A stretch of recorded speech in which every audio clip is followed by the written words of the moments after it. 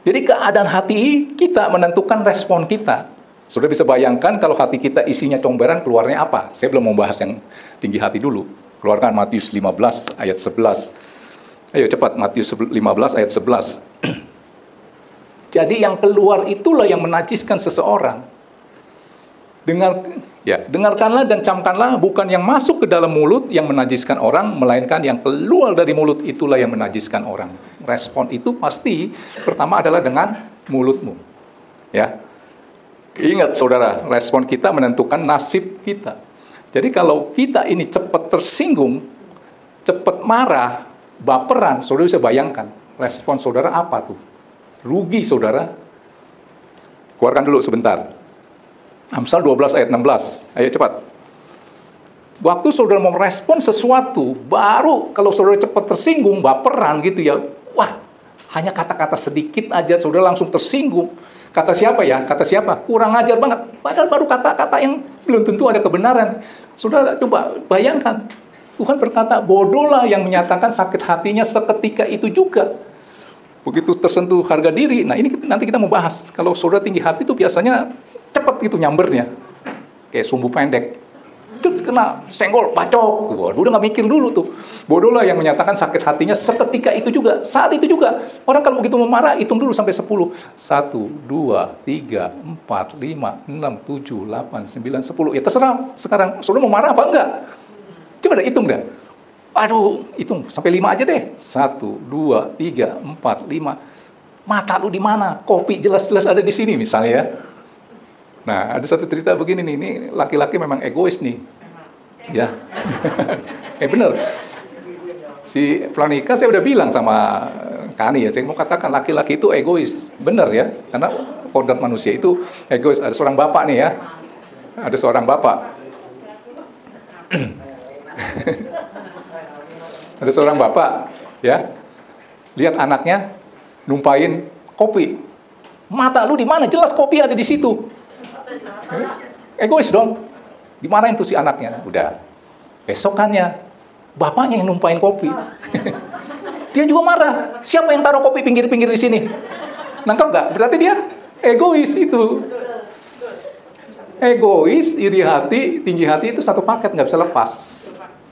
Betul ya? Ibu Erna mungkin pernah kali ya. Waktu Ibu Erna numpain kopi, mungkin Pak Kiki nanya, mata lu di mana sih? Jelas kopi gede begini. Udah gua bikin capek-capek mau minum. Iya. Itu respon yang baik. Besoknya dia yang numpain. Siapa yang taruh kopi di pinggir-pinggir begini? Tangkap ini ya? Oke. Ya jadi kemana ya? Oh ya itu. Jadi ini bodohlah yang menyatakan sakit hati seketika itu juga, tetapi bijaklah yang mengabaikan semua. Penuh hikmat. Bijak itu hikmat. Saya selalu berdoa seperti itu ya. Nah, saudara, sekarang saya mau bahas kalau tinggi hati bagaimana responnya. Itu mencelakakan saudara. Sehingga ada satu ungkapan, mungkin dunia juga berkata, orang sombong adalah dia jatuh sebelum jatuh. Firman Tuhan juga berkata begitu. Ya, kecongkakan awal daripada kejatuhan. Makanya kalau saudara punya tinggi hati, pasti meresponnya hal-hal yang akan merugikan saudara. Dia jatuh sebelum jatuh. Ada dua model orang Kristen. Waktu dia susah, dia dekat sama Tuhan. Ya, ini model pertama. Yang kedua adalah waktu susah dia dekat dengan Tuhan, tapi ketika dia diberkati, dia jauh daripada Tuhan. Kenapa? Ini saya nggak mau mengatakan ada dua model, ya. Ada orang Kristen model begini, ya. Orang Kristen modelnya seperti ini. Waktu susah dia dekat dengan Tuhan, tetapi ketika diberkati dia jauh daripada Tuhan. Tangkap ini. Waktu susah dekat dengan Tuhan, ini maksud saya kalau hatinya tinggi hati. Waktu dia susah dia dekat sama Tuhan, saya kasih dalam kurung, mungkin dia minder. Minder itu sebenarnya tinggi hati yang tertunda. Makanya kalau saudara ada yang minder, rendah diri, sebenarnya sombong. Sombong lebih daripada yang sombong sesungguhnya. Karena waktu dia mau menyombongkan diri, dia nggak mampu. Makanya saya katakan, waktu susah dekat dengan Tuhan, tetapi ketika diberkati oleh karena yang mindernya itu, dia akan jauh daripada Tuhan, karena sibuk dan merasa mampu tanpa Tuhan. Begitu dia diangkat sama Tuhan, wah itu keluar tuh, yang tadinya tertunda itu, yang dia mau meninggikan diri mungkin belum mampu, jadi dia rendah diri, yang disebut minder. Nah sekarang ada kesempatan, maka dia akan menjadi, yaitu ya, melakukan hal-hal yang buruk. Dulu mengandalkan Tuhan, sekarang mengandalkan berkat Tuhan. Nah ini orang sombong begitu tuh. Wah, dulu ngandalin Tuhan, begitu diberkati, wah ada ini ada itu. Sekarang udah nggak ngandelin Tuhan lagi, ngandelin berkat Tuhan. Apa dia sadari? Ya. Contohnya apa? Ajaran Raja Uzia, ayat terakhir. Boleh pemain musik. 2 Tawari 26 ayat 5. Sebelum diberkati, lihat Raja Uzia seperti apa. Ayo, 2 Tawari 26 ayat 5. 2 Tawari 26 ayat 5. Nah, ayat 5.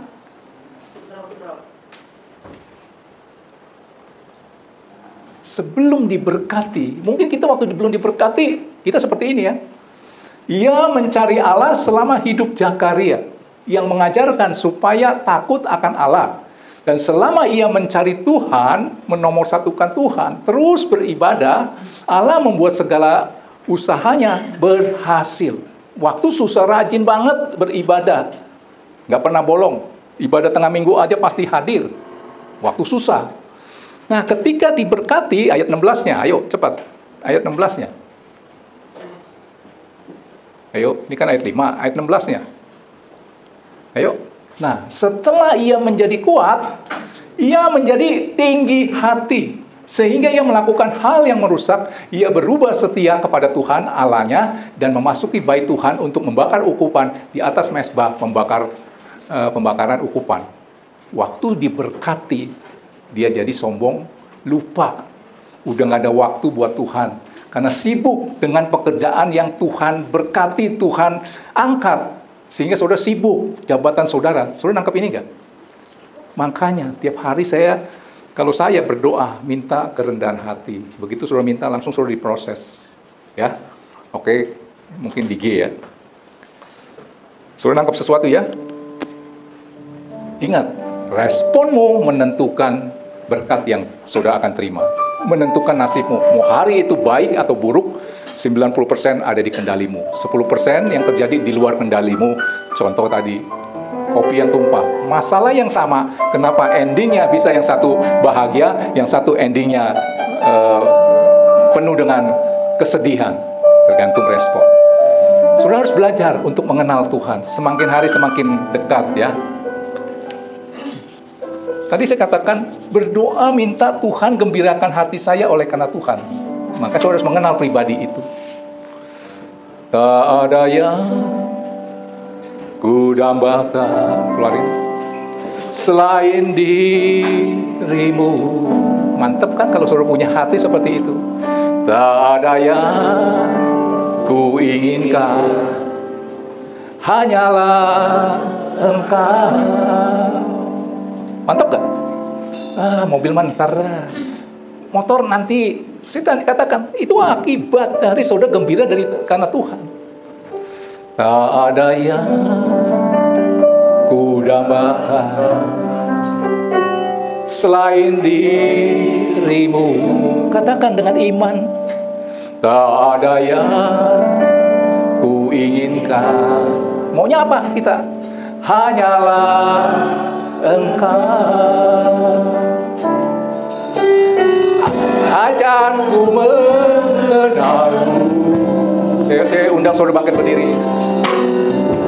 Tahu aku lebih mengenalmu, pribadimu yang ku rindu.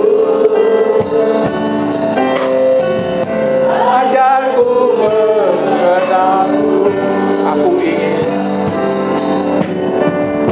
Aku ingin tinggal dalam. Inilah Daud berkata, lebih baik satu hari di pelataran Tuhan daripada 1000 lain di tempat lain. Mungkin di Korea, di Jepang, di Eropa. Berbahagialah orang yang dipilih, yang disuruh untuk datang menghampiri pelataran Tuhan. Itu Daud katakan.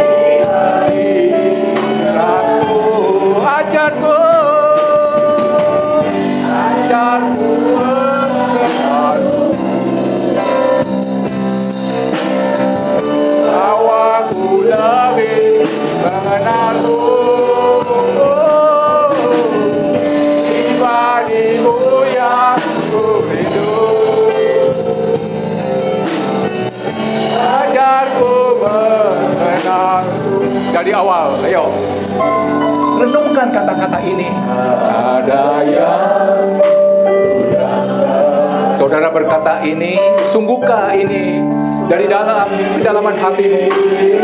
Ayo, ayo, jujur di hadapan Tuhan.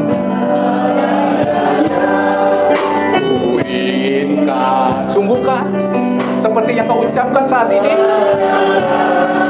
Engkau ajarku, ajarku mengenalku, bahwamu lebih mengenalku.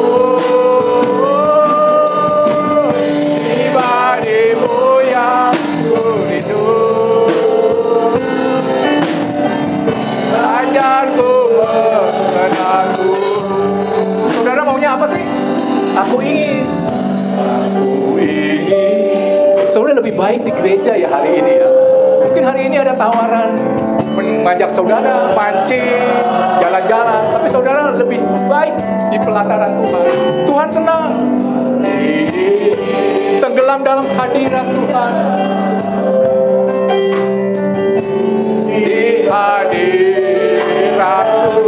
katakan ajarku, ajarku mengenalku, bahwa ku lebih mengenalku. Pribadimu yang ku rindu.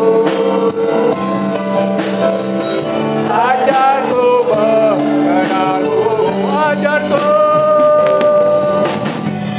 ajarku mengenalku, bahwa ku lebih mengenalku. Pribadimu yang ku rindu. Ajarku mengenalku, katakan ajarku, ajarku mengenalku. Bapa, dengarlah seruan kami. Oh Yesus, hanya Engkau pribadi yang kurindukan. Ajarku mengenalku, ajarku, ajarku mengenalku.